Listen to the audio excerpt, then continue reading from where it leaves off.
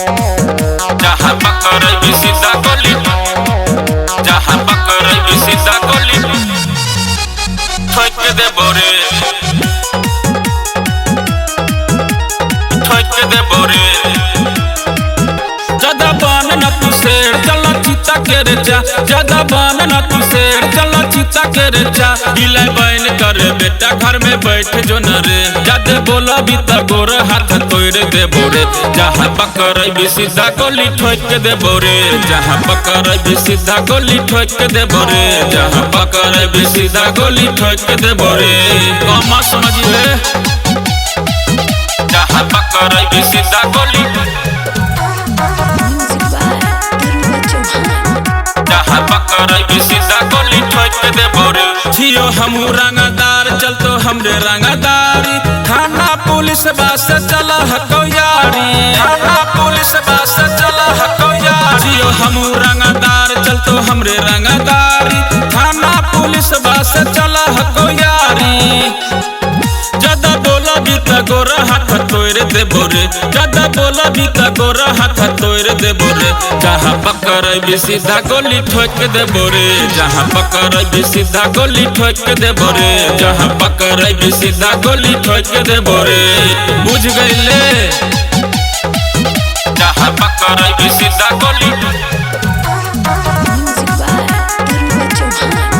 जहाँ पकड़बी सीधा गोली ठोक देबो रे।